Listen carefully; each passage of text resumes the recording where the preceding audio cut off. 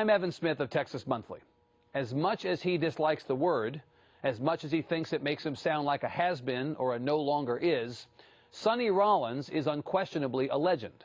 No other word can possibly do justice to the self-described saxophone colossus and his truly remarkable career, which spans 7 decades and includes a virtual who's who of jazz as supporting players.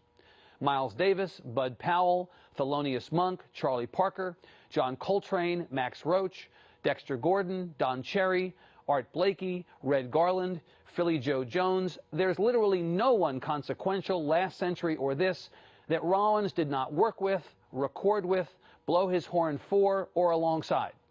In every era, at every memorable moment, he was there, lost in his own world, practicing endlessly or performing flawlessly, without regard to time, space, or anything else along life's continuum. And at 78, slowed by age but as committed as ever to his art, he's still doing it. Born in Harlem and raised within earshot of the Apollo Theater, the Savoy Ballroom, Abyssinian Baptist Church, and other, yes, legendary venues, Rollins got his first alto saxophone, a gift from his mother, at age 9. In his teens, he switched to tenor sax, inspired by the great Coleman Hawkins, and before age 20, he was a familiar figure around the neighborhood. So much so that he was asked to sit in with Miles and other greats. All these years later, after 60 records as a bandleader and a handful as a sideman, Rollins continues to draw big crowds of loyal fans and otherwise hard-to-please critics who all but go limp in his presence. Such is the enduring power of his music, as he demonstrated at UT Austin's Performing Arts Center in May, and such is the irresistible appeal of his cool cat demeanor, as you're about to see. A conversation with Sonny Rollins on this edition of Texas Monthly Talks. Essentially do a version of that. This will be a fun night. Okay. I got the call. On the one. PBS. Lewis. And then I stopped my show to get back to it, but it's okay.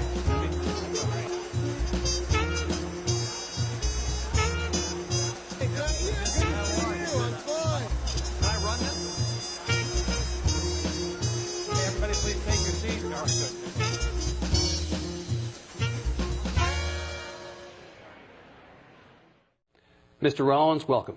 Thank you. It's an honor to sit across from you, sir. Great to have you back in Austin. Thank you very much. It's my pleasure. You performed last night at the Performing Arts Center on the University of Texas campus before a great crowd, and there was some question before you came here when the last time you were in Austin was, and you've pointed out to a couple different people that you actually played the Armadillo World Headquarters back in the groovy old days, back in the late 70s. Yeah. Different venue than last night. Yeah. Probably a different audience too, different time. Yeah. Right. I like the Armadillo. I mean, it was very laid back and, you know. Yeah, really... I should say so, yeah. Yeah. So I enjoy that also, yeah. You know. What you hear today, people talking about your show last night, is his stamina is amazing. How he just plays and plays and plays, and he can go on, and it's, I guess what they're really saying is not bad for a 78-year-old. Right? Thanks a lot. Right, okay.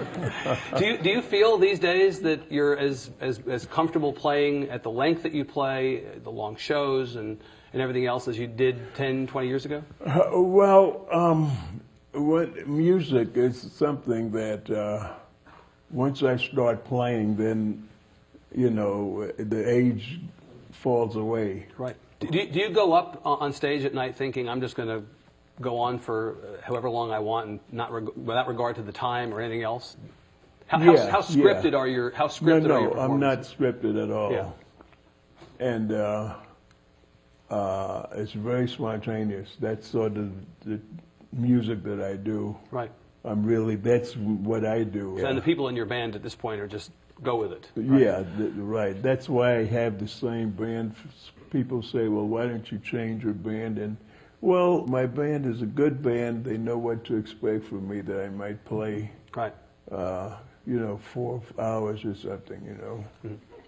Well, that's okay. For some people, no, but for you, that's fine. 4 hours is great. Yeah, because I'm not really thinking about it. I'm just playing, and I don't really, I mean, sometimes my bass player usually as a timekeeper, and he has to tell me, you know, well, Sonny, you know, we've been up here like 3 hours, you know. Yeah, so. It's morning. We have to go home, right? Yeah. Right. Well, the other thing that I'm hearing from a lot of people today is it's so great to see somebody who's an actual legend as opposed to the people who think of themselves as a legend. Now, I gather you're not crazy about being called a legend at this point. Not particularly. Why? Well, because... you know, it's a term of respect, I think, in a lot of people's minds. Yeah, well, no, I appreciate the respect, but I sort of consider so much more music. See, I'm a guy, I practice every day. I'm writing every day. I'm composing. So my life is not like a legend. I mean, I'm still in the game. You're still working. I'm still working, trying to get my, you know, perfect solo and perfect presentation, looking for my lost chord, you know, this kind of stuff. So I'm still in the middle of it. So I don't consider myself as a fixed, oh yeah, he's a legend. Up on a pedestal. Exactly. Right. But you yourself have talked about the fact that after this extraordinary career and all the people you've played with, many of them also referred to as legend. We'll talk about them in a while. Miles Davis, John Coltrane, Thelonious Monk, and others. You sort of think of yourself as the last one left, or you acknowledge that some people think of you as the last one of that era of jazz. Yes, and sure. Yeah. Time just has, you know, for some reason, I'm still around, you know. And are you conscious of the responsibility? It's maybe not one that you asked for. I used to be, but I've gotten away from that now. But I used to feel that I have to really represent all of my, you know, colleagues. People who came before you. Right, to the young audiences and things. But I'm very specific. I don't want jazz to be looked at as a museum piece. People say jazz, and what do you think of? You think of a trio playing in a nightclub and smoke and cigarettes and all this stuff. That's not jazz. That's one type of small club jazz. Right. But jazz is a spirit. It's a force, and I don't like to think of myself as a, you know, something coming from the 50s and all this stuff, because I think jazz, like myself, is evolving. Right. And it has no boundaries. Mm-hmm. Jazz has you know, it's the greatest music in the world.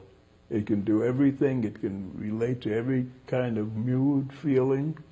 It can inspire people. It's everything. Well, to the degree that you're presenting that music to this audience today, not looking backward, but very much in the now, this is largely on the road. Do you have any sense of how many nights you're on the road these days? We do, I think, about 25 to 30 concerts, exclusive of recording. That feels like enough to you? Would you like to be out more? No, that's enough because, well, and that's an interesting question. I recently lost my wife, and we used to do everything together. She was my manager. She used to be with me. And we used to treasure our time away from the music, you know, from the business end of it. Now, I'm feeling that I want to play more. Yeah. You know, I mean, I don't have that relationship, so I would like to play more, but it's difficult traveling.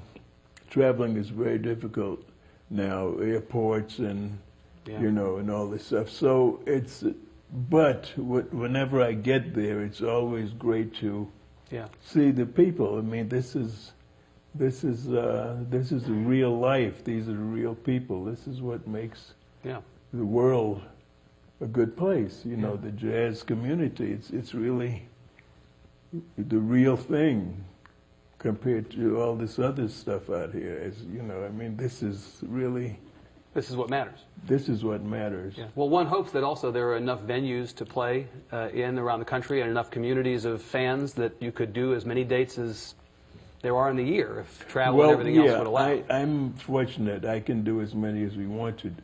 Right.